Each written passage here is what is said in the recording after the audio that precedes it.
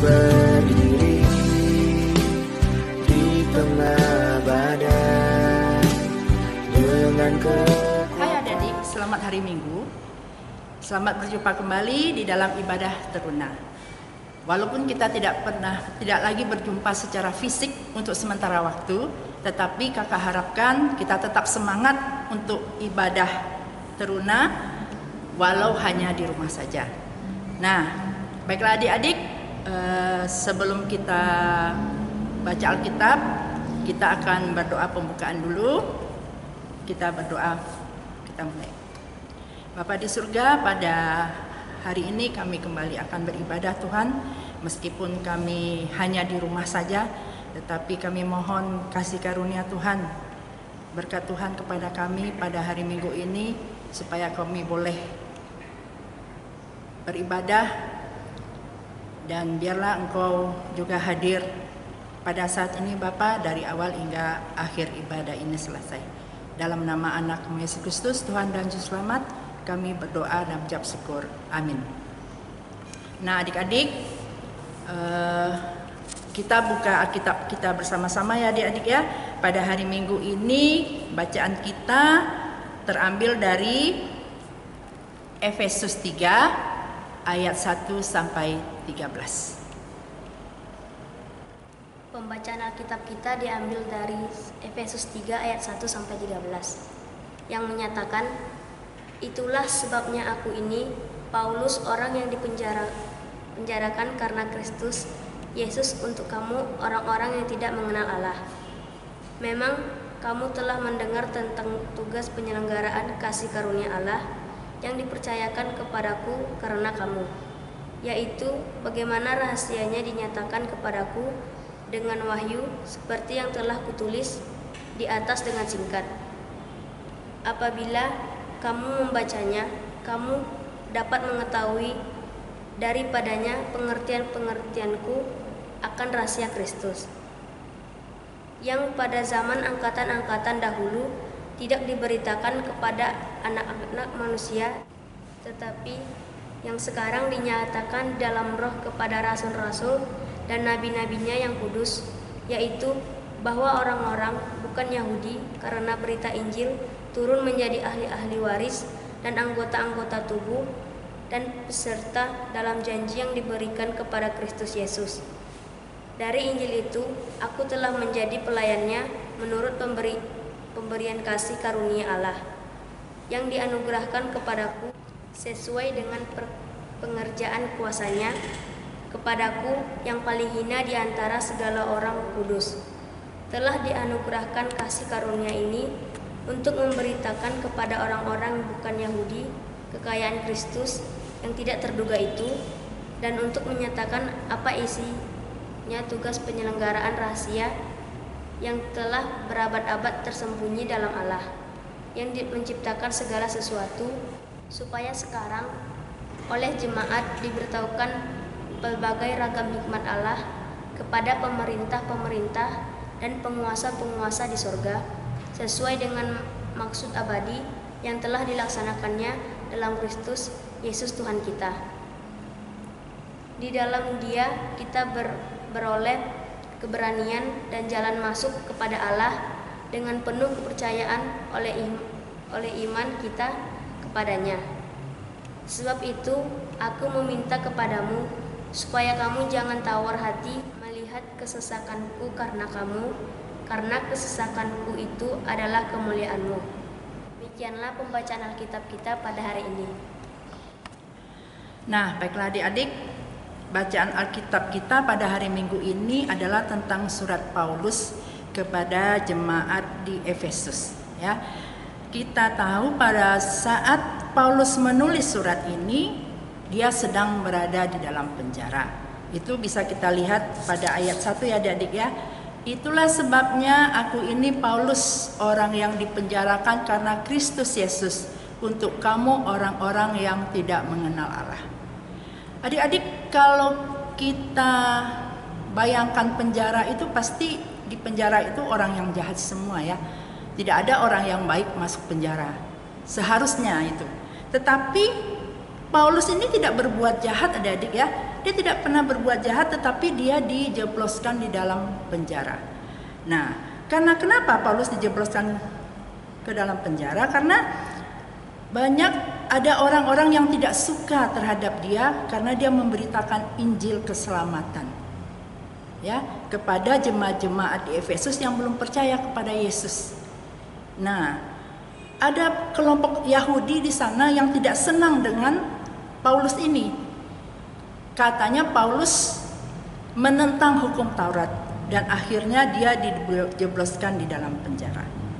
Adik-adik, pada saat Yesus di penjara, apakah dia jera, tidak lagi mau memberitakan Injil, tidak mau lagi berkhotbah tentang keselamatan? Tidak ya adik-adik ya, justru imannya bertambah kuat di dalam penjara. Ya adik-adik ya, dia tidak menjadi lemah. Dan dia tetap yakin dan percaya dalam keadaan apapun dirinya, Tuhan Yesus pasti akan tetap menyertai dan menolongnya. Walaupun di dalam penjara dia tetap memberitakan Injil ya adik-adik ya. Justru dia menghibur orang di luar penjara. Nah itu kita lihat dalam ayat 13 ya. Sebab itu aku minta kepadamu supaya kamu jangan tawar hati melihat kesesakanku karena kamu. Karena kesesakanku itu adalah kemuliaanmu.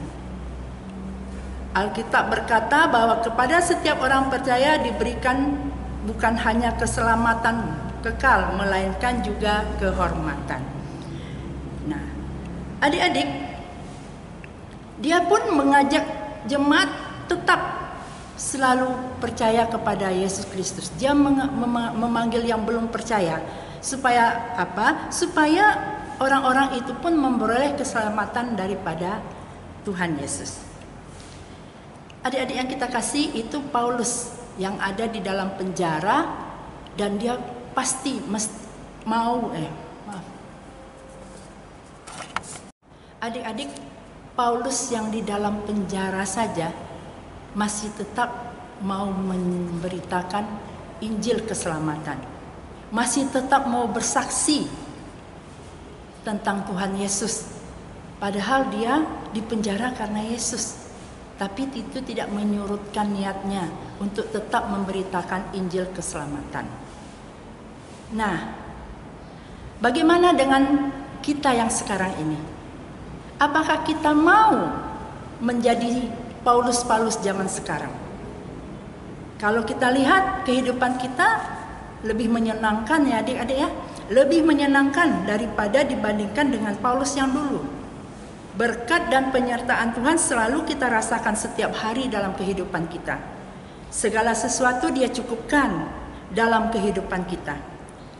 Nah, kesaksian apa yang telah kita nyatakan kepada orang-orang yang belum percaya kepada Tuhan Yesus pada zaman sekarang ini?